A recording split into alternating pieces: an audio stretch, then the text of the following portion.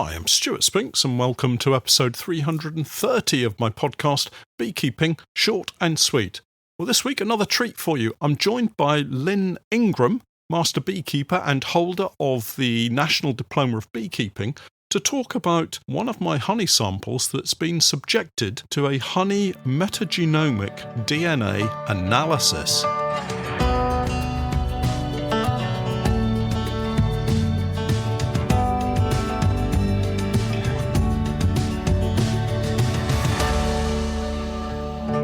Beekeeping Short and Sweet, a beekeeping podcast for the inquisitive beekeeper with a short attention span. A beekeeper, in fact, just like me. Hi everyone, welcome back to the podcast. Another fantastic opportunity for you to listen to someone else talking this week. I've got with me Lynne Ingram. We're chatting on Zoom. Lynne is a master beekeeper. Lynne's here to talk about a report that she sent to me that details a sample of my honey that was submitted to an organisation that does honey metagenomic DNA analysis. And to be honest, when the report dropped in my inbox, I looked at it and thought, what on earth is this?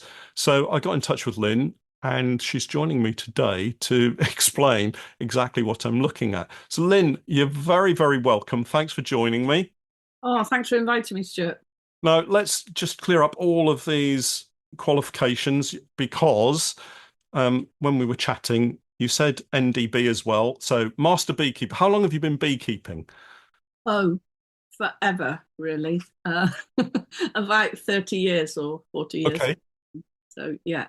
And everybody says, how many colonies do you have? So, Well, I've got less now than I used to have. I used to have 40 plus.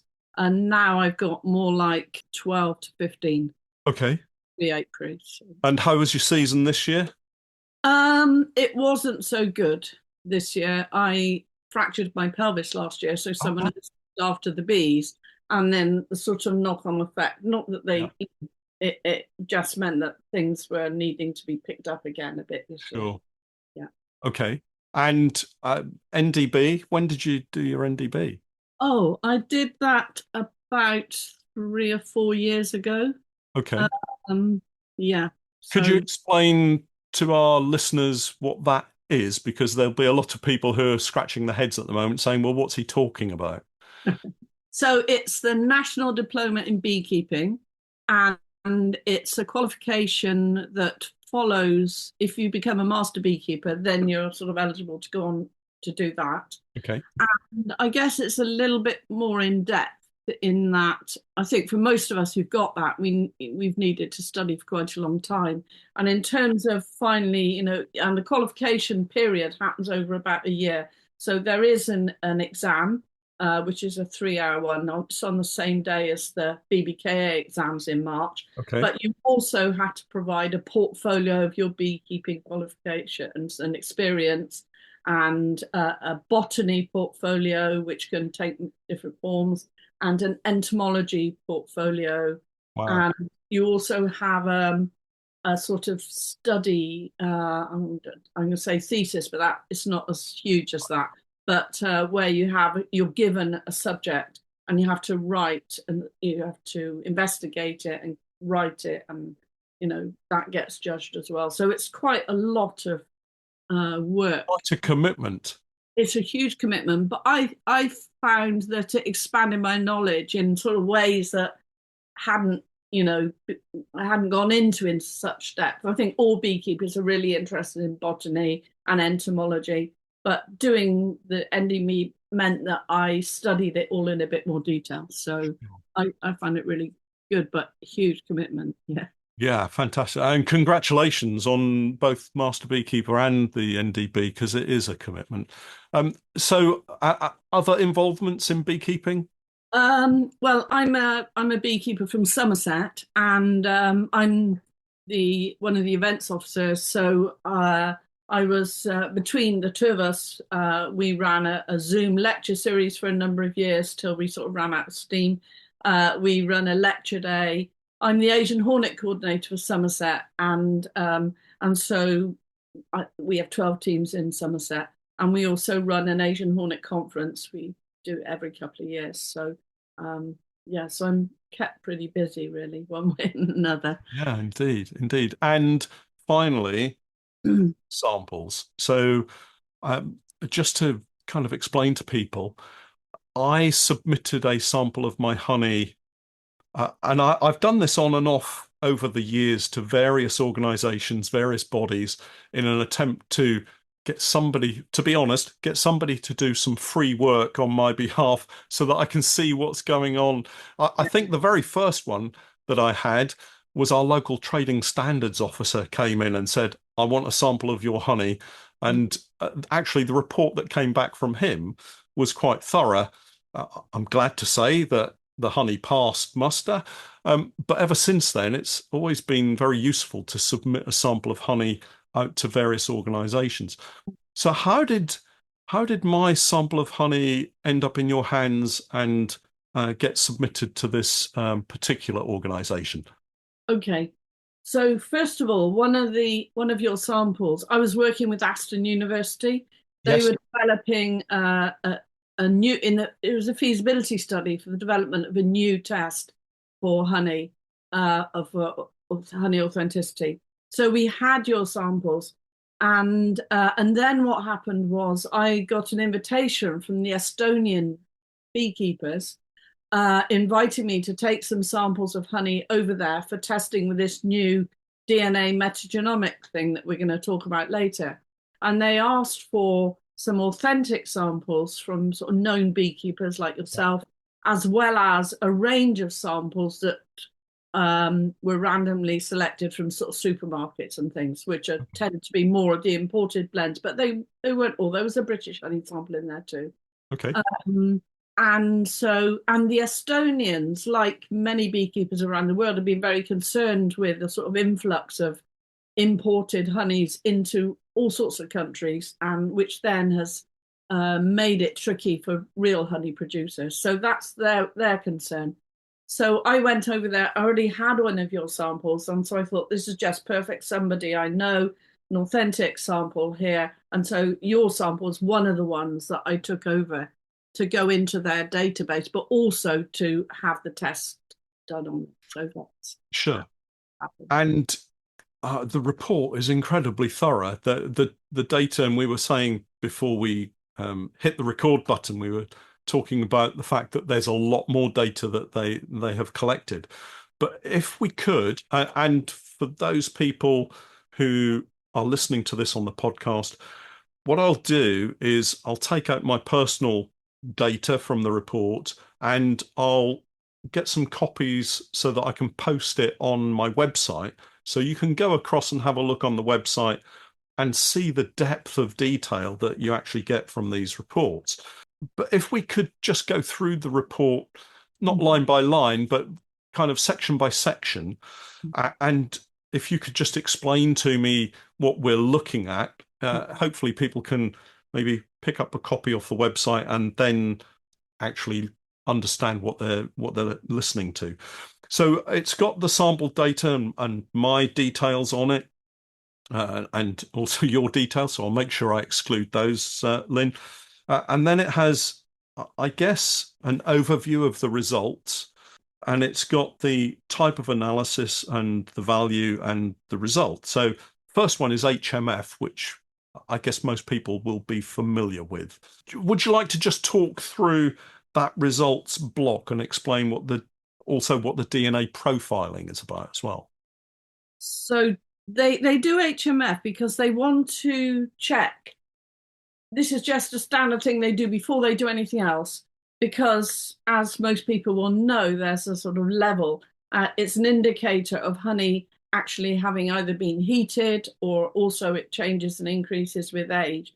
And the only reason they do it is to just make sure, or just to check, to see if it's abnormally high, which might indicate that the honey has been heated and therefore that the DNA could have been damaged. So, Okay.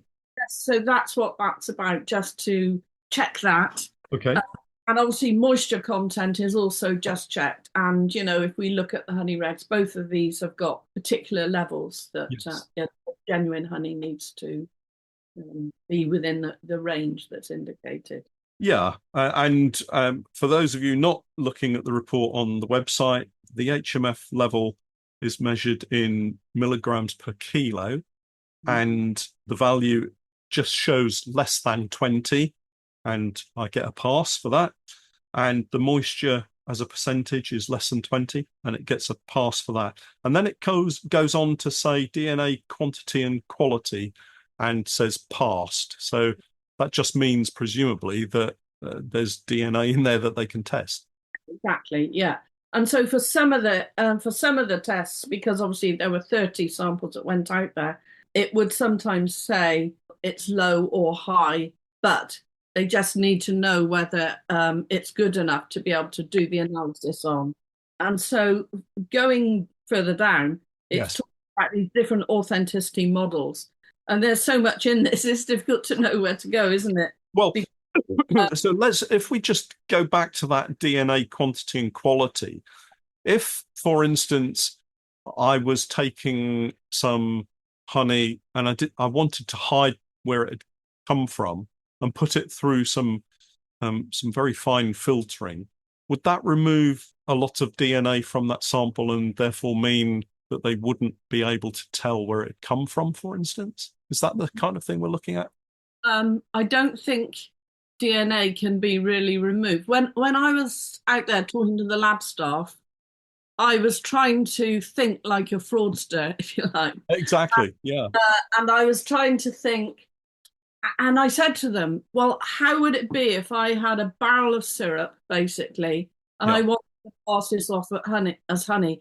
Couldn't I just, for example, throw in a whole, load of pollen, Yeah. and then I could get some bees and crush them up and sprinkle them in, and obviously filter it at the end and put in a Sure. spoonful of honey. And wouldn't that then show up as, because you'd have DNA from pollen? And they said there is so much data in each sample, but there are literally millions and Right. millions of bits of data. And Okay. so it's not the sort of thing that you can fake. I don't think you can add it in. I don't think you'd have enough. And I don't think filtering, even on the finest filter, or even with resin technology, which takes, can alter HMF and all sorts of things. I don't think you could take out certain things. And Okay. you want things in there because if you took everything out, Yeah. you Yeah. know, that, but interestingly, I received some results of some of these honey quotes from a Chinese honey factory, and Okay. that had quite a lot of data in there. Right. Right. Yeah. Interesting. Yeah. So on the front page, so my report is about 5 pages or 6 pages that I've got here. And folks, we're not going to go through it line by line. I just want to touch on one or two things.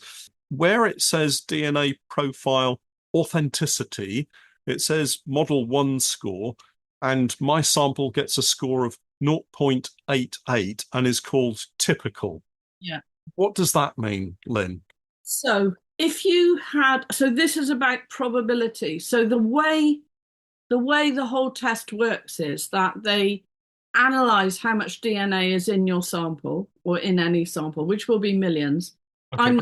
I have to say I'm not a scientist. I'm a beekeeper. Sure. Okay, I'm quickly saying that.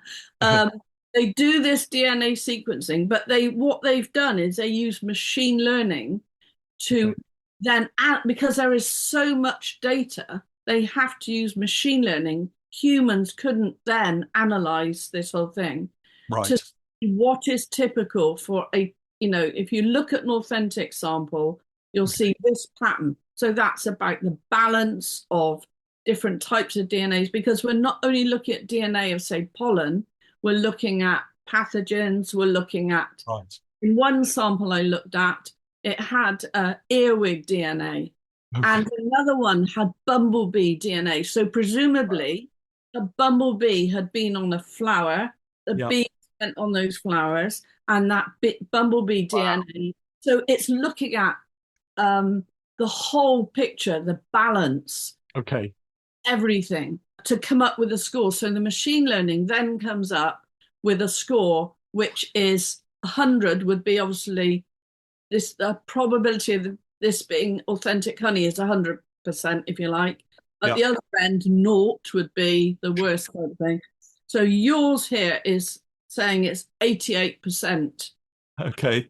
See, Yeah. it's a good score. I don't know that they've had any that's 100. It's not suggesting that there is a suggestion that it's not a pure honey. This Right.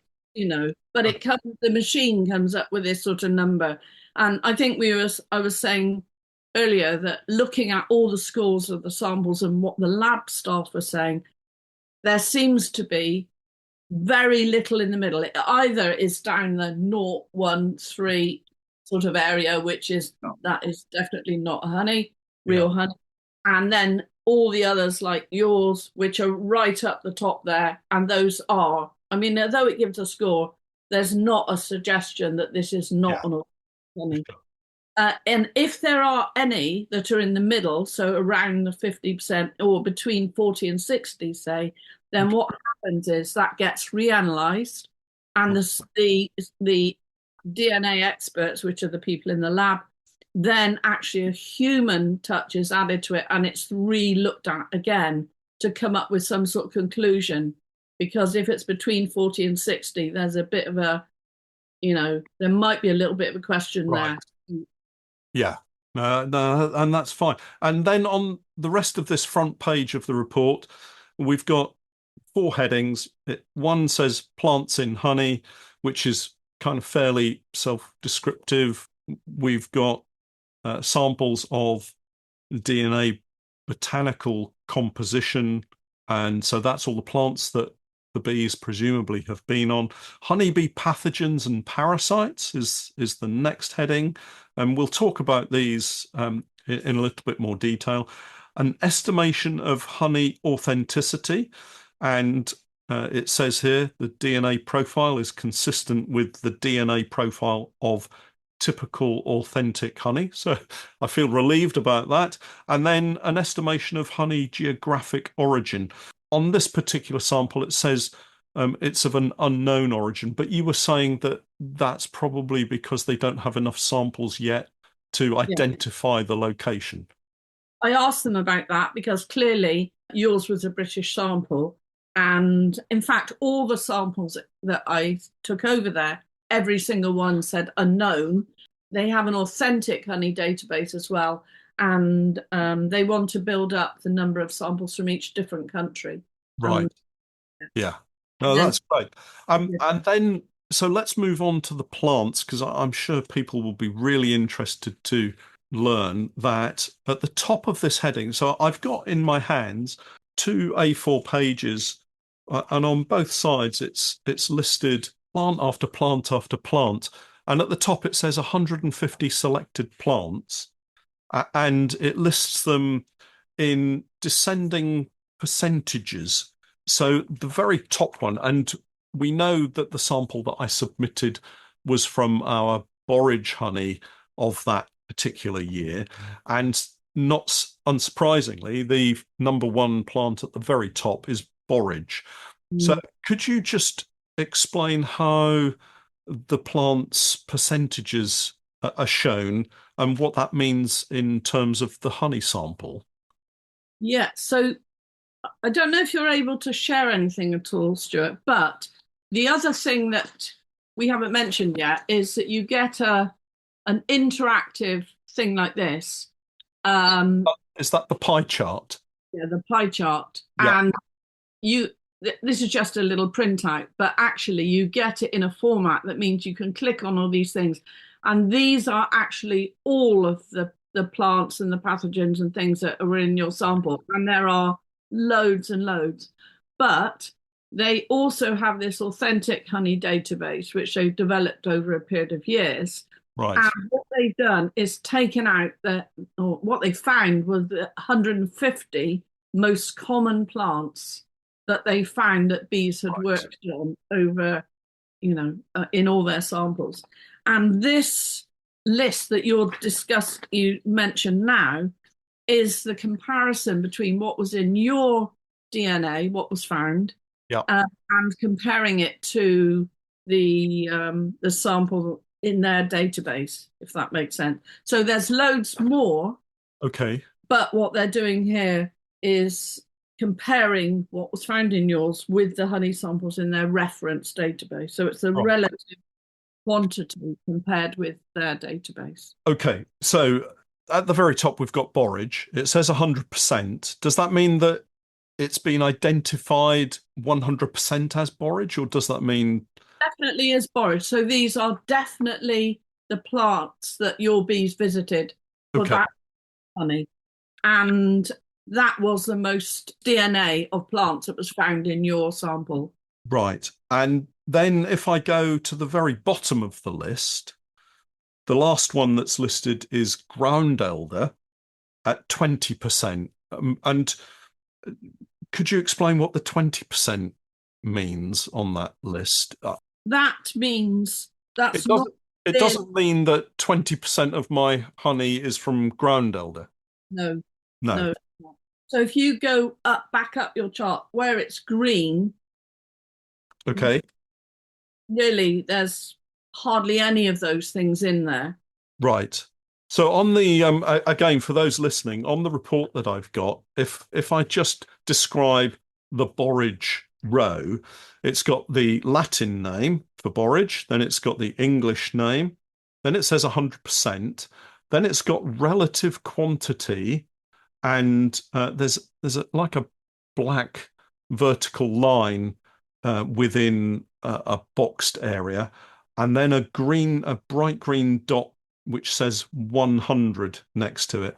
And as we go down the list, so that green dot moves to the left and becomes paler, Yeah. and I guess just shows the relative quantity of that DNA in my sample compared to the borage at the top. Is that in is that where the relativity comes from? It's relative to compared to the honey samples in the reference database. Ah, okay. Right. So the black line is 50%. Yeah. Yeah. Okay. So, and just to say to people that are listening, if I go down the list of the plants that are in the sample of our honey, so these bees would have been taken with empty supers to our Essex borage grower, where they would have been put on the field to pollinate his borage crop. I mean, there must be 75 different plants listed at least here in the report, and probably lots more. But to give you an example, borage is at the top, and then we have common bugloss, mustard, maple, poppy, cornflower, wild garlic, cultivated pea, which I was quite surprised at. I didn't think bees generally went on to cultivated peas. And then willow, and it's just so much clover, Norway spruce. It's such an interesting report when we think that our bees are pollinating borage and that's their focus. I guess Mm, we all know that bees like a mixed diet, mm, and they will forage on a wide range of plants, even when they're on a field of borage, in order to get that balanced diet. mm. And it looked as though some of them might have gone into people's gardens, or maybe not. Lily of the valley, gooseberries. There's all sorts of Indeed. things there, aren't there? Indeed, yeah. If anyone's listening and they want to take a look at this specific report, do have a look on my website, and I'll put it up there for you to take a look at. So if we move on from the plants section to what is in fact another very interesting part of the report, which is honeybee pathogens and parasites. This lists 20 selected different pathogens and parasites, and actually, my report just shows DNA from the greater wax moth, which is is really interesting. And those of you that are on my Patreon site will know that I've had quite a lot of problems with wax moth, particularly recently. So this has been going on for some considerable time, it seems. Looks like I need to get a grip with wax moth, Lynn. That's the message here. So these reports looking at the pathogens, this is just DNA that's held in suspension in the honey. Yeah. And it's that I think that's been one of the fascinating things as well, because obviously we can't tell unless, I mean, you knew you had a problem with wax moth, Yeah. but we found that some of the samples I took were international samples, and they showed DNA from American foul brood, European foul brood, small hive beetle. Obviously, some of that, like small hive beetle, we know where that is in the world, and so Sure. that would indicate where that honey may have come from and where it is not from. Concerning the AFB and the EFB, but everything's in here, isn't it? Chalk brood, brawler. One of the samples, I can't remember who, had European earwig in there. I don't know whether that means the earwigs were crawling around the hives, but it is really, I think it's very, very, very interesting. What Uh, is interesting about the earwig that you mention, Lynn, is that very often when I take the roof off our hives, you see earwigs running around. So it shouldn't really come as any great surprise, I guess. the woodlouse on this list because I have found the same when you lift up the lid, or just not Exactly. in the hive usually, but just under the edge of the lift. Sometimes you'll find woodlice, but they're not in this. Something that I've not heard of before is right at the bottom of the list, Yeah, Spiroplasma apis, May disease. yeah. Do you have any information you can share about that particular disease? I hadn't heard of that either. And actually, it's not present in your sample, but it was present in some of the samples and in British and some of the imported samples. I don't know very much about it. It's some sort of fungus thing. But speaking to somebody else, who's an experienced bee farmer, was saying that he'd heard of it in on the continent, but not in Britain. Okay, And is this something we need to think about? Is this something that's been brought over, through import? We don't know, but sure. I think it's something that perhaps we need to just keep an eye on or think about. Is it something we do need to do something about? I don't know enough about it myself, but it's a new one, and only this type of test it's shown it up. Absolutely. Yeah. And interestingly, and the reason for my interest, I will explain. It lists European foul brood, but it shows zero DNA of European foul brood in the sample that I submitted. Now, one of the questions, and kind of putting on my seasonal bee inspector's hat that I used to wear, we always used to have this.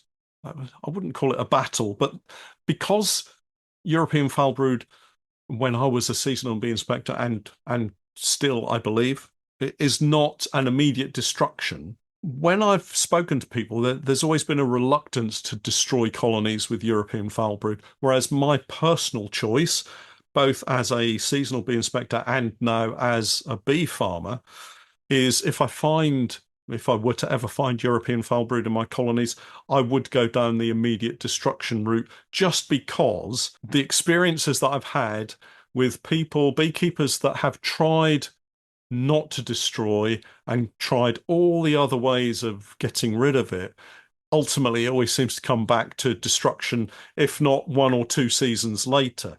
So the question and the conversations that I've had is European foul brood present in all colonies and that it only kind of raises its head when colonies are stressed? I've heard that comment a lot of times from beekeepers where they say, oh, it's in every colony.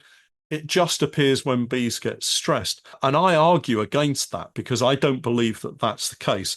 Because honestly, I've stressed my bees out quite a lot in the past, and we've only ever had one incident of European foul brood in one colony. This was probably 8 or 9 years ago. The colony was destroyed, and we've never had a problem with European foul brood since. So, as a master beekeeper and NDB, Lynn, what's your view on European foul brood? Is it something that we should consider as endemic and in all colonies, or is it something that gets spread? I don't think it is in all colonies. Okay. You've given a good example there. I agree with you. I think destruction is the best way forward. In Somerset, we have a particular strain that is rather difficult to eradicate, and we have Right. pockets of areas where, it seems to be seems to be an awful lot of it around. Sure. But I think destruction has got to be the only way, because I know certainly in one case it was found, it was only when actually all the supers and super frames were destroyed that we managed to get hold of things, Yeah. get to grips with the thing. So I would agree, destruction is the best way forward, because otherwise it can hang on and keep rearing its head again. And yours was a great example there. You destroyed it, and then Yeah. isn't it? I think for some beekeepers, if they've only got one or two beehives, it feels so terminal. And a lot of beekeepers that I've spoken to in the past, when I've chatted to them as a seasonal bee inspector, a lot of them feel as though it's something that they've done, that it makes them look like a failed beekeeper, but that's not the case at all. This disease can come in from any direction, really, and very often isn't the beekeeper's fault. So if anybody out there is listening and you're experiencing, or you do experience, European foul brood, my honest recommendation is go down a fast destruction route and rebuild quickly. Otherwise, it could well linger. Okay, so that's the honeybee pathogens. Really interesting. Lots and lots of information in there, and glad to see that wax moth is my only problem at the moment. Well, from that sample, of course, I guess it's a bit like an MOT certificate, isn't it? It's only as good as when you take that sample, and things could change literally overnight. So keep an eye on what's going on with your beehives. You only have to have somebody move into your area from another part of the country where they've got a huge amount of EFB, and suddenly you may find that bees have been on the same flowers, and things get spread. And of course, at this time of the year, colonies die out, and if those beekeepers aren't attentive and they leave their colonies exposed with the entrances open, other colonies are going to rob those hives and just spread that disease. So one thing that I did have a look on the list for that I haven't seen are viruses. Do they look for any kind of virus pathogen? Chronic bee paralysis virus was the one that I was specifically thinking about. No, that isn't on the list, but that's a really good question. And I'm wondering, because again, they are looking at their authentic honey database, whether that isn't in there. Sure. I don't know. I'm going to ask them that. I think that's a really great question, because I think something like the bee paralysis viruses, I mean, there's others, of course, but that one can be quite a big, especially in Britain. I'm going to go back to them straight away on that, because it is a question, why aren't there viruses? You'd think that there would be DNA of viruses present within the... But I'm not a scientist, so I'm going to ask them. I'm going to refer back to them, and I'll get back to you on that, Stuart, because I think that's a great question. Keep us posted. That would be really interesting to find out. And so that kind of gets us to the end of the report, because then it's an estimation of how authentic the honey is and its geographic origin, which we kind of touched on already. So it's nice to know that I've got authentic honey from the borage plants. Moving forward, what are the Estonians kind of planning on doing with this reporting and all the data that they've got? Well, at the moment, what they've been doing is collecting samples from different countries.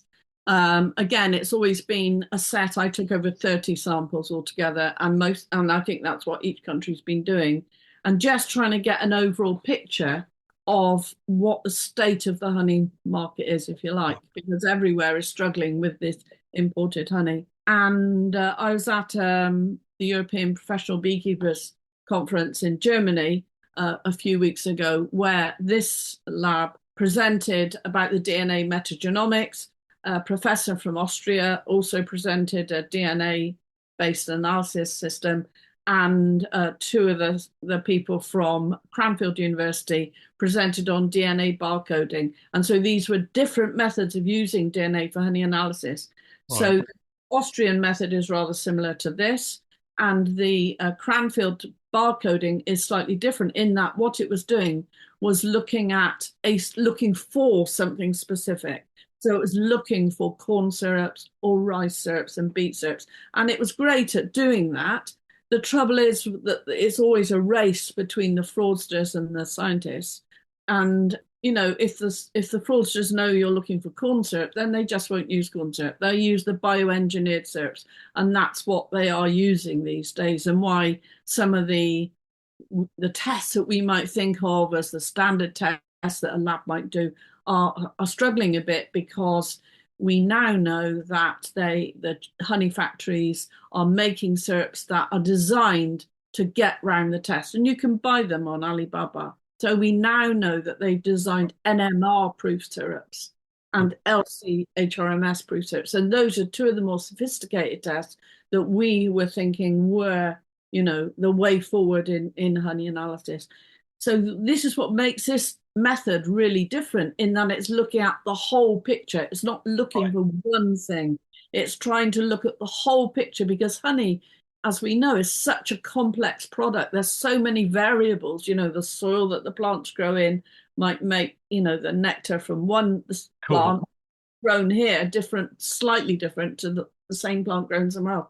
And the weather, there's so many variables. And so I think this is why this is a really promising approach, really. And actually now anybody can go on their website, and anyone can send samples, to pay and have it analysed, and you get this incredibly three-part report, really. It'd be great, Stewart, if you could put this thing, the interactive thing.